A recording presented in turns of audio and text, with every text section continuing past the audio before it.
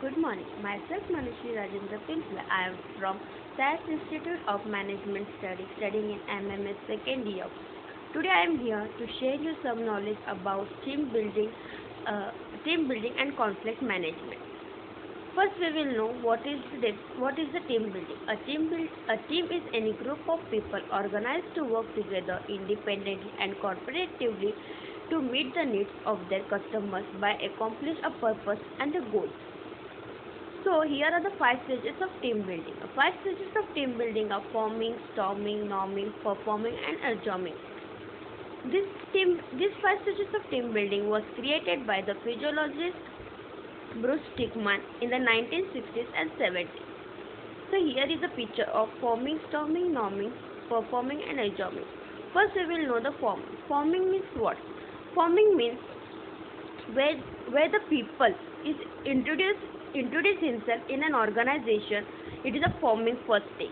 Then second is storming. Storming means they are showing their skill or knowledge, but they are individuals only, not a team. For norming means they are given a task, they are performing with a team, and they are helping to each other. But in performing, they perform like a team, perform the task, and they perform.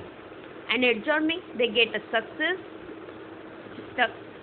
They are getting a success in organization, like in a team, and then form a result. So here is the first is a forming. There is where the team member first meet. It important for team leaders to facilitate the introductions and the highlight each person's skills and background. Team members are also when project leaders at the opportunity to organize their responsibility.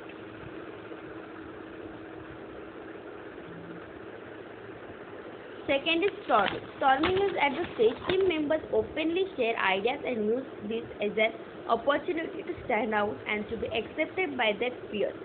Team leaders help team in the stage by having a plan in place to manage the competition among team members, make a communication easier, and make sure projects stay on the track. The third is the norming. Norming is by no team have figured out how to work together. There is no more internal competition and responsibilities and goals are clear to each person. Works are eventually because he or she has learned how to share their ideas and listens to feedback while working towards a common goal. The fourth is in perform. There is a high level of cohesion and the trust between team members. Teams are functioning at the peak efficiency and the less of the oversight from team leaders. Issues still come up, but at the point of teams and strategies for the resolving problems without compromising timelines and progress. The fifth is the adjourning. In adjourning, teams complete their project and debrief on what went well and what could be improved for the future project. Afterwards, team members move to a new project. So it is and the process of team building. Now, what is the process of team building? As first is identify the needs of the team building. First, we have to identify what the needs of the team building are. Second, define the objective and required set of skills. Then second is should define the objectives and what they requires to the sets of skills. Third is the consider team rules. Now, third stage is we have to consider the team rules also for that. Then fourth, determine a team building strategy.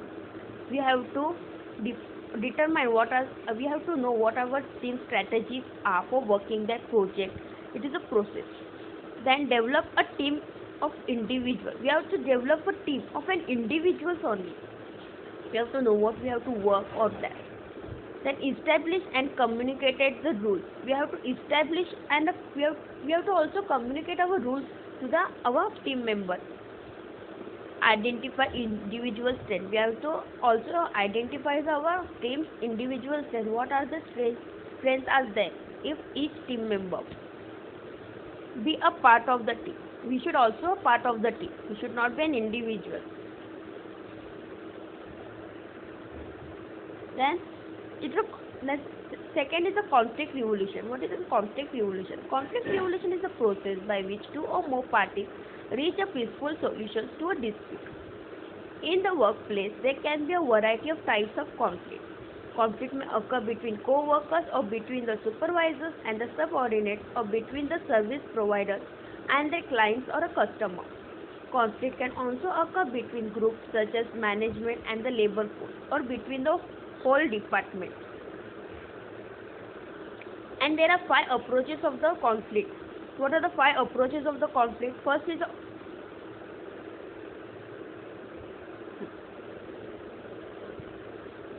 five approaches of conflict resolution are avoidance, accommodation, confrontation, compromise, and collaboration. Now, what is the avoidance? Avoidance, we have to ignore the issues. You have to completely ignore the issue. What are the issues are in the deal? And accommodation means give up your position for any team member or any group or any we have in any position, and we have to give up your position. We have to give your position to anyone. We can give it. We have to solve the problem. And confrontations mean acting aggressive to win. We have to act like we have to win. We have to show your passion, your aggressive to win any project. Then compromise. Compromise means balance goals of everyone.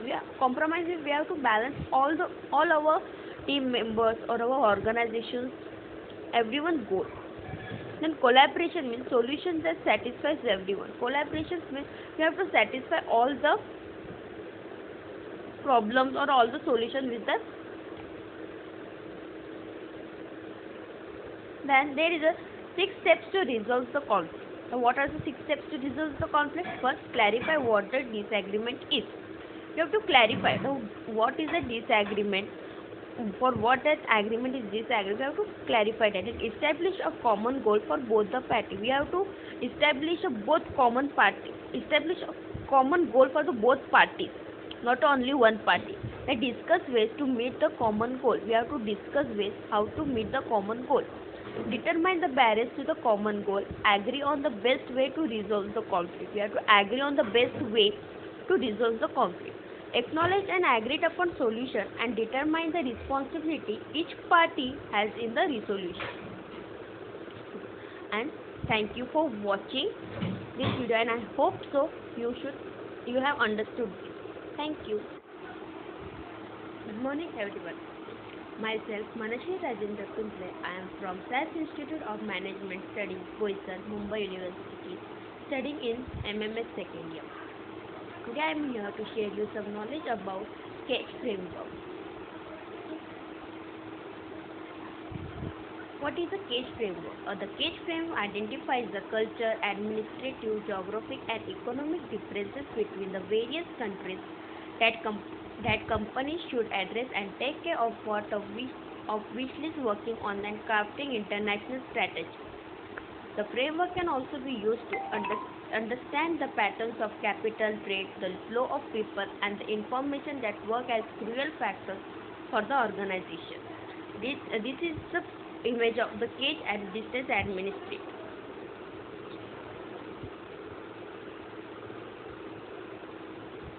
So first is the cultural distance.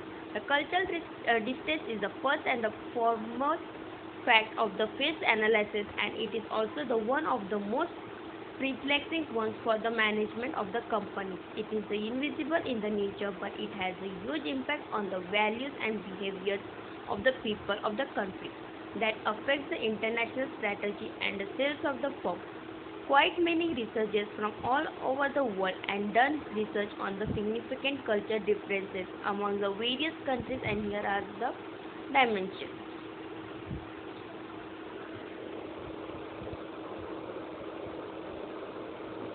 Administrative distance. The administrative distance, this is the phase of the CAGE analysis, perhaps the except of the historical and the present legal and the political association between the two countries. It has It helps to determine whether the relationship of the association between the native country of the company and the particular international country will be the favor of the business operations, and the international expansion strategy or will act as an obstacle. The laws and the regulations of the country can have the serious effect on the trade practice between the countries. Third is the geographical distance. The geographic distance determines the physical access of distance between the two countries, such as the size of the country, the nature of the transformation, and the information, climate condition, and more.